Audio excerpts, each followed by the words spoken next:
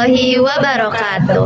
Halo Sobat Pemasaran, selamat datang di podcast kami. Saya Dini Zalika Remasoci dan rekan-rekan saya. Saya Irni Aryani. Saya Ratu Jawaria Ajahra. Kami dari Universitas Muhammadiyah Sukabumi, program studi administrasi bisnis kelas 4C. Nah, oke teman-teman, hari ini kita benar-benar senang banget karena bisa bertemu dan bisa ngobrol-ngobrol nih dengan pelaku UMKM di Sukabumi yang sangat hebat dan sukses banget tentunya. Siapa lagi kalau bukan Mami Ungu. Oke, kita akan cari tahu nih gimana sih perjalanan usaha Presto Mami Ungu ini, dan juga kita akan mencari tahu strategi pemasarannya bagaimana, juga tentunya ada tips-tips bermanfaat untuk teman-teman terutama para generasi anak muda nih. Oke, langsung aja yuk kita kenalan ke narasumber hebat kita kali ini. Perkenalan diri, nama saya Galih Ramadan. Saya di sini sebagai bagian General Affair, bagian hubungan ya melingkupi operasional di sini gitu ya, baik di dalam internal sendiri ataupun di luar. Adapun kapur sirih ya bahasanya ya, sejarahnya Mami Ungu kan mbak-mbaknya di sini juga sedang melakukan tugas yang berhubungan dengan rumah makan Mami Ungu. Awalnya dari mana gitu berdirinya? Secara sejarah kita berdiri di bulan November tahun 2007 dengan menu ciri khas nama Mami Ungu. Pasti ada pertanyaan, nama Mami Ungu itu dari mana gitu ya. Nama maminya sendiri dari nenek saya, karena memang disebut mami gitu. Ungunya itu ya dari kita tuh memang mau ngejual nasi ungu gitu. Terus nyari kan namanya apa yang cocok. Ya udah kita cari yang simpel gitu, nama nenek dan menunya ya jadi gabungan. Nah itu sendiri. Ketika kita khususnya menonjolkan menu, khususnya kita mengambil nama sendiri Mami Ungu gitu ya, yang memang familiarnya gitu. Untuk nasi uduk sendiri apa kan biasanya yang kita temuin di toko-toko, di warung-warung gitu kan, di jalan gitu ya. Kenapa enggak kita coba yang unik sendiri gitu. Walaupun memang secara nasi uduk udah umum ya, tapi dari segi warna gitu ya, kita mencoba memunculkan warna ungu sendiri gitu, dengan bahan campuran itu olahan bahan dasar ya gitu, banyak bahan dasarnya, tapi yang secara inti itu buah bit dan ubi ungu. Jadi kita menggunakan bahan alami tanpa pewarna gitu. Untuk strategi awalnya pemasaran gimana, kan sekarang dengan canggihnya zaman modern, terus sedangkan ini udah berdirinya bertahun-tahun gitu. Strategi pemasaran awalnya itu gimana? Usaha sendiri strategi awalnya kan kita tradisional. Ya namanya usaha pasti ada pasang surut ya. Ketika kita memulai dan mendapatkan pelanggan, gimana caranya mempertahankan, lebih baik apalagi mempertingkatkan gitu ya. Ya kita untuk strateginya sendiri banyak itu, tidak hanya karena memang pola cara berjualan gitu sekarang nggak bisa yang ibaratnya itu nunggu jemput bola gitu ya, nunggu bola ataupun jemput bola itu kan bisa dibilang masih ini dibantu dengan cara-cara kita posting iklan gitu, karena memang yang saya ketahui sekarang terlepas kita usaha di bidang apapun gitu ya, baik itu jasa, baik itu perjualan produk gitu ya, itu harus dibantu dengan ya sosmed itu gitu ya, platform-platform itu gitu ya. Alhamdulillah sudah berjalan gitu. Jadi di samping kita memang dine-in ada, ataupun pesanan-pesanan nasi box, nasi tumpeng ya, pesanan secara lewat aplikasi ada gitu. Untuk pengiriman kita bekerja sama dengan pihak ini apa, ojol. Kayak Grab. Ya gitu. Kalau secara aplikasi kita belum mendapatkan, karena memang lagi di ini dulu kita kita rangkum dulu gitu ya. Nanti kedepannya tidak memungkinkan gitu untuk langsung, jadi setiap ada menu kita sudah terdaftar. Tapi sementara ketika ada customer pengen dianya nggak ada di tempat nih, jauh gitu, pengen pesanan ke kita gitu, kita bisa lewat pesan sendiri lewat ini gitu, pengiriman lah gitu, pengiriman lewat ojol sendiri, mau itu ya macam-macam ya aplikasinya ya, itu salah satunya. Kan pas seiring berjalannya waktu pasti kayak sosial media juga banyak. Nah, Betul. platform-platform apa aja sih yang memang Mami Ungu gunakan untuk mempromosikan produk makanan? Oke, kita Facebook, terus WA baik secara message blast lah, terus secara status juga WA, IG, posting feed atau reels gitu. TikTok juga kita main di situ. Berarti dari semua platform yang tadi disebutin, Ya. yang ngasih insight lebih gede tuh yang mana? Insight sebenarnya tergantung sih ya. Kalau secara WA kan secara jangkauan itu mungkin customer dan memang kalaupun secara kontak itu harus di-save ya. Paling jangkauan seperti itu. Kalau secara insight luas sih dari TikTok dan Instagram gitu. Facebook juga. Oh di TikTok juga TikTok konten juga yang ya. biasa gitu. Konten biasa, tapi kalau secara live belum ya. Karena kan jatuhnya kita makanan yang diolah ya. Oh iya. Beda kan kalau ketika TikTok itu biasanya barang yang udah jadi produk itu mau apapun itu, kalaupun makanan biasanya juga yang sudah kering ya, kayak cemilan yang kayak frozen kayak gitu. Kalau untuk makanan olahan kan paling sasarannya nanti kita ke depannya kalaupun belum bisa menyediakan order lewat TikTok, setidaknya live gitu biar orang lebih tahu gitu, memperkenalkan kegiatan kita. Kalau secara postingan sih story di TikTok sudah feednya juga Sering tiap hari sekali. sering gitu. Nah, Pak, kira-kira di sama Mami Ungu ini ada promosi khusus nggak? Kayak misalnya hari jadinya Mami Ungu nih, jadi terus ada potongan harga atau apa gitu? Udah beberapa kali sih kita udah berjalan gitu. Yang memang kebetulan kan kita ganti konsep juga ya. Dulunya kan awal di sini, terus ke atas yang di situ, terus Balik kita ke sini ya. Memang kan ketika balik lagi kita ganti konsep story-nya gitu ya. Dan pasti kita juga selalu ngadain gitu kayak misalkan promo apa gitu macam-macam. Sempat juga kayak promo yang ulang tahun ini khususnya gitu. Tanggal berapa, free apa gitu. Walaupun secara misalkan kita kan bergerak di catering juga ya. Mau itu catering acara pribadi, keluarga kah, mau itu di on the spot di sini acaranya ataupun di tempat mereka gitu ya. Kita bisa gitu ya. Salah satunya promonya seperti apa? Contoh misalkan dengan paket segitu udah include tanpa sewa apapun, peralatan atau apapun. Contoh untuk di catering gitu. Contoh apapun secara wedding Terima beres gitu ya gitu. Macam-macam kita sudah memperlakukan promo gitu ya. Memang untuk awal lagi kan ketika ganti konsep, ganti arsitek gitu ya, anggap dari nol lagi kan gitu ya. Memang kedepannya pasti seperti itu. Berarti apa namanya perubahan konsep itu ya? Mempengaruhi karena terkadang kan tujuan orang makan tuh kayak gimana gitu. Banyak macam kategorinya ya. Misalkan ada yang KOP tuh hangout place. Hangout place tuh macam-macam turunannya gitu. Apakah kafe, rumah makan, restoran, terus coffee shop dan lain sebagainya gitu. Balik lagi ketika kebutuhan customer seperti apa, konsep seperti apa, ya sasarannya seperti apa gitu. Berarti kalau untuk Mami Ungu sendiri target pasarnya lebih ke yang kayak gimana? Target pasarnya sebetulnya semua target sih ya, karena memang yang kita sajikan untuk konsep baru itu makanan rumahan gitu ya, yang familiar gitu, karena bisa masuk segmentinnya kemanapun gitu. Dan cara penyajiannya juga prasmanan, jadi secara pelayanan bisa lebih cepat lah gitu. Beda lagi secara makanan yang diolah, misalkan kayak western atau gimana gitu ya, kan memang harus diolah dulu gitu. Kalau ini kan udah kita olah setengah jadi, ketika customer pengen memilih langsung kita cara penyajian mau itu secara digoreng atau dibakar gitu, yang intinya prasmanan gitu. Berarti untuk brandingannya sendiri tuh emang kayak Bapak menciptakan supaya apa ya, nasi ungu ini kan menjadi brandingan. Betul. Jadi kayak dikenal dan dipercayanya itu gimana sih Pak? Kayak maksudnya buat kayaknya ini intinya dari gini sih, dari mempertahankan kualitas dan mempertahankan servisnya gitu. Servis seperti dari ketepatan waktunya. Ketika ada customer gitu pesan, mau itu pesan secara langsung dine in ataupun secara misalkan take away gitu ya. Mau itu lewat sosmed, WhatsApp ataupun gimana gitu. Intinya itu sih. Ketika kualitasnya sudah terjaga dan pelayanannya gitu maksimal, contoh paling maksimal packagingnya bagus, kalaupun secara yang pesanan take away ya, packagingnya menarik, kualitas makanannya, terus pengirimannya cepat gitu kan, ya itu sih salah satunya. Kalau dari tempat kan sempat berpindah juga ya Bapak, dari konsepnya, terus dari tempatnya juga. Ada gak sih Pak dari kayak segi tantangan yang dialami kan dari pasti untuk pindah-pindah nih kayak konsepnya kayak gitu, ada gak tantangan yang dihadapi? Tantangannya banyak karena dengan konsep sekarang tuh khususnya kan orang tuh berusaha di bidang kuliner banyak ya. Cara mempertahankannya seperti apa ya, kita punya strategi masing-masing lah gitu. Intinya ketika strategi A ternyata nggak kena nih, cari opsi B, cari opsi D, C, D dan sebagainya gitu.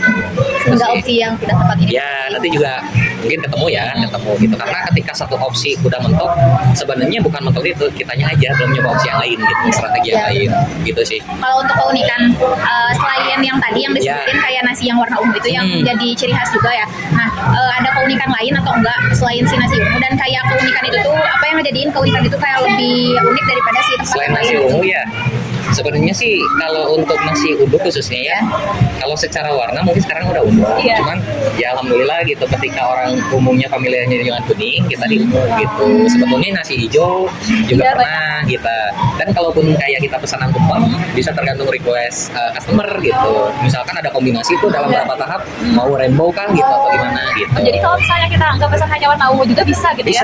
Bisa. Tapi itu ada kayak di dalam menu atau kayak udah by request aja? By request itu.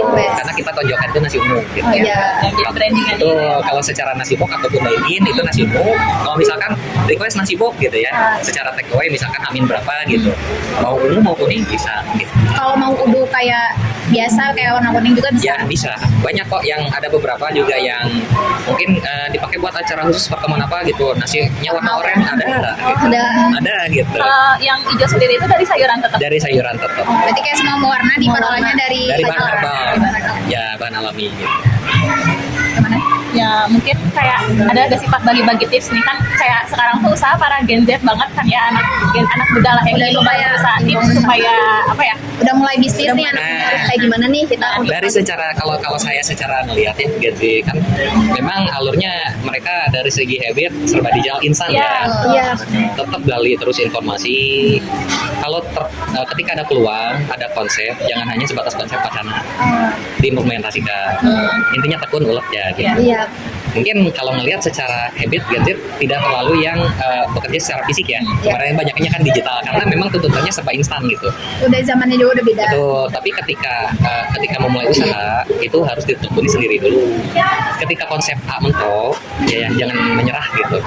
Jangan hanya sebatas wacana dan ketika diimplementasikan jangan menyerah di satu konsep. Gitu. Tadi yang pertama jangan nyerah, Ya.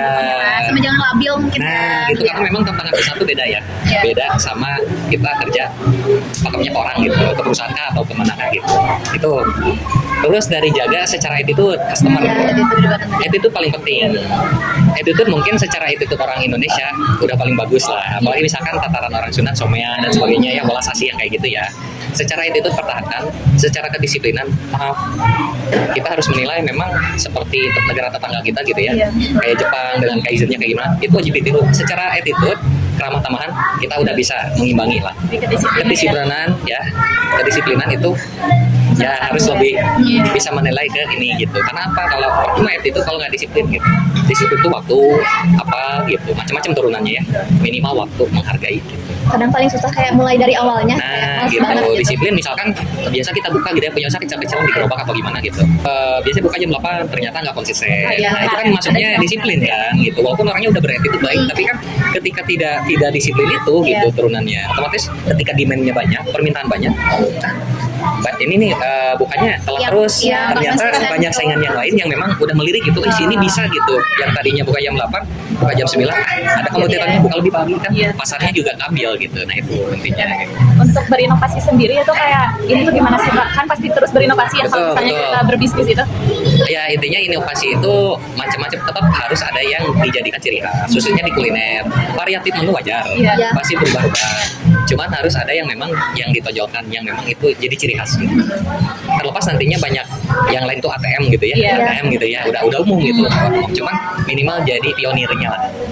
Berarti ini sendiri Bapak kayak mikirin konsepnya karena apa Pak? Kayak kan sekarang Pak lebih ke prasmanan ya. Ya, lebih ke praktis gitu, lebih ke praktis dan dibikin rasanya, suasananya homey gitu. Makanan familiar kan kayak gini Iya. gitu. Tapi kayak indah banget gitu Indah ya. banget, karena kita tinggal di tanah Sunda juga gitu kebetulan. Berarti kalau untuk peralihan konsep kan yang apa namanya yang sebelumnya yang Iya. sana tuh kayak apa ya kayak Mix lah gitu ya, mix kayak lebih gitu ya. modern Iya, dibandingkan iya. yang sekarang. Nah itu untuk peralihan. Tuntutan pasar sih. Oh, Tuntutan pasar, karena kan memang bahasanya gitu ya. Ketika kita mau existing dan terus bertahan gitu ya itu harus melihat gitu peluangnya. Tuntutan pasar itu macam-macam ya. Dari segi menu, dari segi konsep interior, eksterior gitu. Kadang kan orang sekarang pengen dari segi bangunan gaya yang permanen ya. Iya. Yang semi permanen karena menu tuh memang kalau kita berusaha usaha di bidang kuliner pasti variatif menu harus terus berinovasi. Tapi jangan salah, vibes juga, suasana juga. iya, ngedukung. Iya kan, ketika misalkan kita di kota kecil dengan kuenya segitu-gitu aja, Iya. tempat kuliner banyak. Otomatis kan orang ketika rame di sini, oh udah suasananya begini, cari suasana baru, ya minimal gitu. Iya. Jadi berarti kayak ini tuh nurutin kayak target pasar mungkin di Sukabumi ya. Ya betul. Segmentednya, Iya. aksesnya, status ekonomi sosial. Nah, gitu. Kalau untuk strategi lokasi mungkin kenapa Bapak kayak di mana penempatannya? Nah, lalu kan Di awal, mungkin iya. rezekinya di sini ya. Pengennya sih yang lebih ini, tapi terkadang kadang orang-orang sekarang nyari-nyarinya yang hidden gems gitu ya. Nah, umum ketika di suasana perkotaan ya kebanyakan bangunan-bangunan modern, taunya ada yang tradisional kayak gitu. Mungkin buat ngadem juga ya. Ya gitu. Ngadem. Kalau untuk menu best seller sendiri di sini itu ada menu apa? Best seller sih khususnya nasi ungu ya. Nasi ungu itu bisa ya ibaratnya kalau yang makan di sini nasi ungu, kalau secara prasmanan kan nasi ada 3 pilihan gitu, putih, ungu sama liwet. Ada nasi liwet juga? Ada nasi liwet juga. Pastinya ada. Pasti ada. Terus kalau secara take away, box-boxan pesanan gitu, memang nasi ungu best seller sih. Yang dasar ya. Iya. Walaupun pelengkap kondimen yang lainnya gitu, lauk-lauknya beda-beda. Macam-macam kita ada ungu komplit. Mungkin kalau saya hitung ada sekitaran 20 macam nasi box di sini. Oh, dengan berbagai varian apa kayak gitu? Ada yang nasi ungu, ada yang nasi putih, ada yang nasi liwet, Dengan beda-beda lauk gitu. beda-beda lauk gitu, kombinasinya gitu ya. Gitu. Ada paket anak juga semodel tumpeng mini gitu. Ada tumpeng mininya juga? Ada tumpeng mini gitu. Jadi nasi box itu kalau secara turunannya best sellernya ungu komplit.